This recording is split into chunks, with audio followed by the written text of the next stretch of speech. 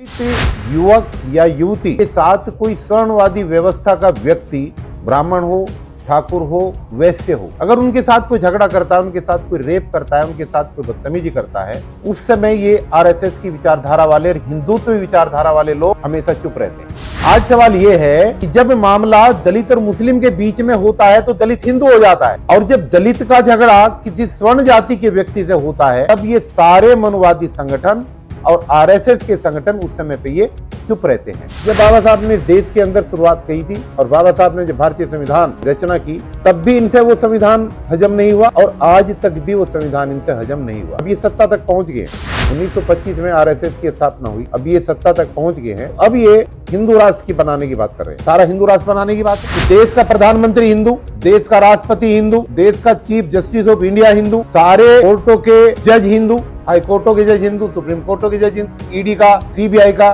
Director सब हिंदू। तो कौन से हिंदू राष्ट्र की बात कर रहे हैं? भाई हिंदुओं के ऊपर कौन सा ऐसा अत्याचार हो रहा है जो इन्हें हिंदू राष्ट्र बनाने की बात कर रहा हो? राष्ट्रपति तुम्हारा, मुख्यमंत्री तुम्हारा, एमपी तुम्हारे, एमएलए तुम्हारे, जज तुम्हारे, कलेक्टर तुम्हारे, पुलिस तुम्हारी, आईजी तुम्हारा, डीआईजी तुम्हारा, तो फिर हिंदू राष्ट्र के बनने की बात कहां से हो रही है? इनके जो अत्याचार है, इन्होंने जो नफरती आंधी इस देश के अंदर हिंदू और मुस्लिम के नाम पर चला रखी है, ये आंधी अंबेडकरवाद की चलेगी और इसको ये किसी भी सूरत में ना भागवत जी रोक पाएंगे, ना नरेंद्र मोदी जी रोक पाएंगे, ना विश्व हिंदू परिषद रोक पाएगी। अगर आपने राजेंद्र पाल गौतम जी, अगर आपने मंत्री पद से इस्तीफा दिया है और आप वास्तव में ये मानते हैं पार्टी आपके सपोर्ट में खड़ी नहीं हुई, तो आपको मंत्री पद के साथ साथ उस मनवादी पार्टी की जो है ना सदस्यता से और उस पार्टी को भी ठोकर मारनी पड़ेगी। आम आदमी पार्टी भी आरएसएस का सेकंड विंग है, इसकी बी टीम है, छोटा रिचार्ज है। ये इतना ही खतरनाक है जितनी कि इस देश के अंदर आरएसएस की विचारधारा और भारतीय जनता पार्टी खतरनाक है।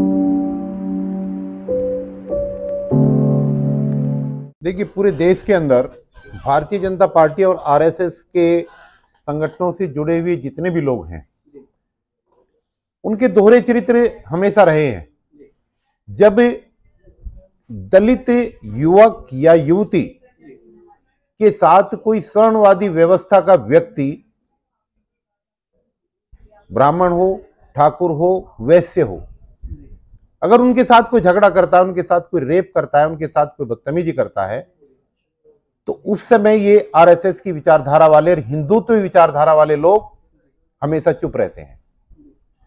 और जहां तक सुंदर नगरी की बात आपने कही है, वहां पर चूंकि ये जो विवाद है वो एक दलित और मुस्लिम के बीच में है, इसलिए वहां के दलित को ये हिंदू कहकर के पुकार रहे हैं। आज सवाल ये है कि जब मामला दलित और मुस्लिम के बीच में होता है तो दलित हिंदू हो जाता है, और जब दलित का झगड़ा किसी स्वर्ण जाति के व्यक्ति से होता है, जैसा मनीषा कांड के अंदर हुआ था, तब ये सारे मनुवादी संगठन और आरएसएस के संगठन उस समय पे ये चुप रहते हैं। तो ये सुंदर नगरी में जो हुआ है, ये आने वाले इस वर्ष के जो नगर निगम के चुनाव हैं, ये उसमें हिंदू और मुस्लिम का मुद्दा बना करके वोटों के ध्रुवीकरण का एक कुप्रयास किया जा रहा है। लेकिन जनता इनके इस इरादे को बहुत अच्छी तरह भांप चुकी है और वहां पर इस तरीके का कोई विवाद पैदा नहीं होगा। वहां पर एक नहीं, तमाम मीटिंगें हुई है। अब सवाल यह है कि जिस लड़के की वहां पर मर्डर हुआ है, आज उसको ये हिंदू कह रहे हैं। हिंदू इसलिए कहा जा रहा है ताकि वहां पर मामला दलित और मुस्लिम के बीच में बन सके और उसको हिंदू और मुस्लिम की हवा दी जा सके। अदरवाइज अगर वही केस,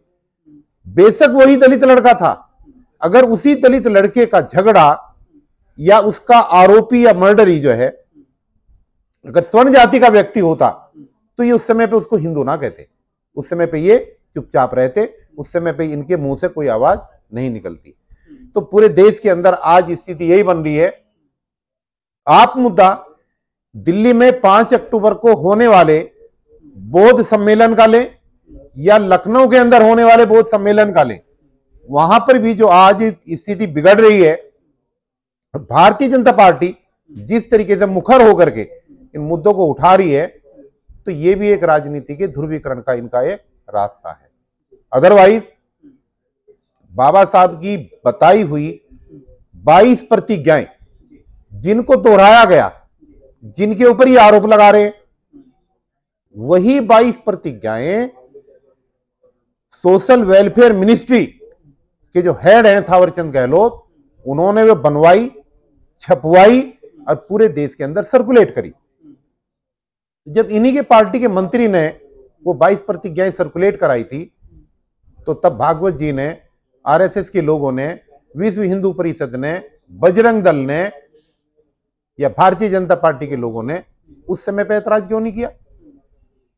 5 अक्टूबर को अंबेडकर भवन के अंदर जो प्रोग्राम हुआ, उसमें मात्र बाबा साहब के द्वारा ली गई 22 प्रतिज्ञाओं को दोहराया गया और लोगों को याद दिलाया गया कि ये बाबा साहब की 22 प्रतिज्ञाएं हैं, आप लोगों को इन प्रतिज्ञाओं को मानना चाहिए। तो वहां पर कोई गलत नहीं हुआ है। बेचैनी तो होगी और ये बेचैनी धीरे धीरे बढ़ेगी। जैसे जैसे बौद्ध धर्म का प्रचार बढ़ेगा, जैसे जैसे इस देश के अंदर बाबा साहब के अनुयायियों की संख्या बढ़ेगी, तो इनकी बेचैनी बढ़ना स्वाभाविक है। जब बाबा साहब ने इस देश के अंदर शुरुआत की थी और बाबा साहब ने जब भारतीय संविधान की रचना की, तब भी इनसे वो संविधान हजम नहीं हुआ और आज तक भी वो संविधान इनसे हजम नहीं हुआ। अब ये सत्ता तक पहुंच गए हैं। 1925 में आरएसएस की स्थापना हुई, अब ये सत्ता तक पहुंच गए हैं, तो अब ये हिंदू राष्ट्र की बनाने की बात कर रहे हैं। ये सारा हिंदू राष्ट्र बनाने की बात है। सवाल आज ये है कि देश का प्रधानमंत्री हिंदू, देश का राष्ट्रपति हिंदू, देश का chief justice of India Hindu, सारे कोर्टों के जज हिंदू, हाई कोर्टों के जज हिंदू, सुप्रीम कोर्टों के जज हिंदू, ईडी का, सीबीआई का डायरेक्टर सब हिंदू। तो ये कौन से हिंदू राष्ट्र की बात कर रहे हैं? भाई हिंदुओं के ऊपर कौन सा ऐसा अत्याचार हो रहा है जो इन्हें हिंदू राष्ट्र बनाने की बात कर रहा हो? एमपी तुम्हारे, एमएलए तुम्हारे, जज तुम्हारे, कलेक्टर तुम्हारे, पुलिस तुम्हारी, आईजी तुम्हारा, डीआईजी तुम्हारा, राष्ट्रपति तुम्हारा, मुख्यमंत्री तुम्हारा। तो फिर हिंदू राष्ट्र के बनने की बात कहां से हो रही है? दरअसल इनके पेट में एक दर्द है कि गरीब लोगों को संविधान के तहत अपने अधिकारों के लिए जो लड़ने की आजादी मिली है, उस भारतीय संविधान को हटा करके ये इस देश के अंदर मनुस्मृति पर आधारित संविधान को लागू करना चाहते हैं और इस देश के मुसलमानों के वोटिंग राइट को हड़पना चाहते हैं। यही इनका हिंदू राष्ट्र है, यही इनका एजेंडा है, ताकि मनुस्मृति के आधार पर जिस तरीके से दलितों की और शोषितों की और गरीबों की स्थिति हुई थी, ये इस देश को वही 100 साल पुराने ले जाना चाहते हैं जहां से बाबा साहब ने इनके संघर्ष की शुरुआत की थी। यही इनका एजेंडा है। चाहे बौद्ध धर्म का मामला दिल्ली का हो, चाहे लखनऊ का हो, चाहे सुंदर नगरी कांड हो, चाहे मनीषा का हाथरस कांड हो, उसके पीछे की जो इनकी विचारधारा है वो सिर्फ और सिर्फ यही है कि कैसे वोटों का ध्रुवीकरण करके पूरे देश के अंदर अपना शासन स्थापित करें और किस तरीके से भारतीय संविधान की धज्जियां उखेड़ करके ये इसको हिंदू राष्ट्र बनाने की बात करें, लोगों के दिल और दिमाग में मुस्लिमों का खौफ दिखा करके हिंदुओं को ध्रुवीकरण के रास्ते पर ले जाएं। लेकिन ऐसा होगा नहीं। देश सजग हो चुका है, देश के अंदर अपने अधिकारों के प्रति आगे बढ़ने का एक संकल्प लोग ले चुके हैं और ये दोनों प्रोग्राम जो हुए हैं, वो लखनऊ का प्रोग्राम हो चाहे दिल्ली के अंबेडकर भवन का प्रोग्राम हो, ये अंबेडकर वादियों की बढ़ती हुई जनसंख्या का प्रमाण है और ये बढ़ेगी, ये घटेगी नहीं। क्योंकि इनके जो अत्याचार है, इन्होंने जो नफरती आंधी इस देश के अंदर हिंदू और मुस्लिम के नाम पर चला रखी है, ये आंधी अंबेडकरवाद की चलेगी और इसको ये किसी भी सूरत में ना भागवत जी रोक पाएंगे, ना नरेंद्र मोदी जी रोक पाएंगे, ना विश्व हिंदू परिषद रोक पाएगी। ये अब वक्त आ गया है उस जवाब को देने का जो बाबा साहब ने उस समय चैलेंज किया था कि एक समय ऐसा आएगा जब भारतीय संविधान के अंदर दिए हुए आरक्षण का प्रावधान लेकर के मेरे यहाँ के लोग डॉक्टर बनेंगे, इंजीनियर बनेंगे, जज बनेंगे, कलेक्टर बनेंगे, एक नई पीढ़ी आएगी तो तुम्हारा मलिया मेट कर देगी। वो समय अब आ गया है और देश उस तरफ अंबेडकरवादी व्यवस्था की तरफ और व्यवस्था परिवर्तन और आर्थिक मुक्ति की तरफ बढ़ चुका है। देखिए, ये एक अभी पेचीदा सवाल इसलिए है क्योंकि उन्होंने रिजाइन दिया है और रिजाइन एक्सेप्ट अभी हुआ नहीं है, ठीक है। लेकिन इसके अंदर बहुत पेच है। अगर अरविंद केजरीवाल जी ने अपने मंत्री पर दबाव बना करके रिजाइन देने की बात कही है और राजेंद्र पाल गौतम ने अपने आका को अरविंद केजरीवाल को खुश करने के लिए और उसकी हिंदूवादी डैमेज को कंट्रोल करने के लिए अगर रिजाइन दिया है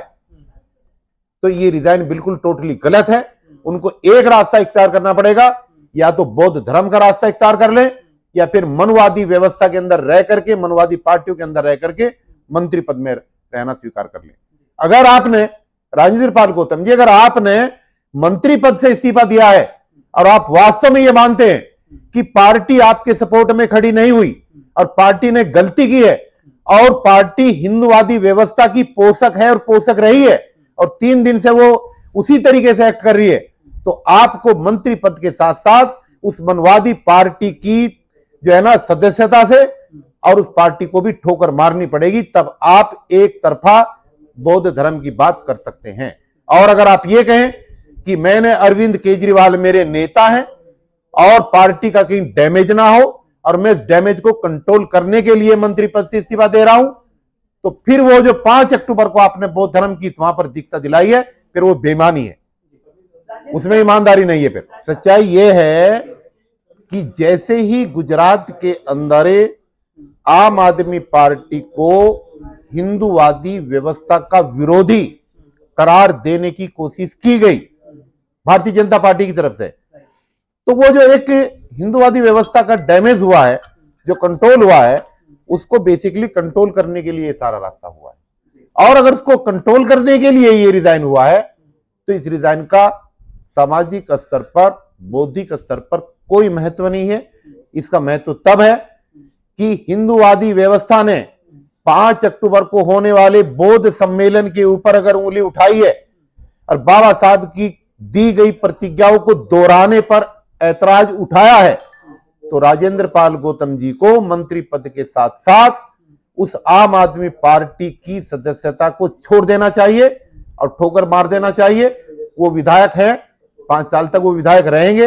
विधायक रहना उनका एक कानूनी अधिकार है, लेकिन ऐसी व्यवस्था का पार्ट नहीं रहना चाहिए कि जो व्यवस्था सत्येंद्र जैन जैसे मंत्री के साथ खड़ी हो सकती है, जो व्यवस्था मनीष सिसोदिया जैसे मंत्री के साथ खड़ी हो सकती है भ्रष्टाचार का आरोप लगने के बाद भी, और वो एक राजेंद्र पाल मंत्री, कैबिनेट मंत्री के साथ खड़ी नहीं हो सकती व्यवस्था। इसका मतलब ये हुआ कि आम आदमी पार्टी भी आरएसएस का एक सेकंड विंग है, उसकी बी टीम है, ये छोटा रिचार्ज है, ये इतना ही खतरनाक है दलितों के लिए जितनी कि इस देश के अंदर आरएसएस की विचारधारा और भारतीय जनता पार्टी खतरनाक है। ये चीज समझनी चाहिए लोगों को।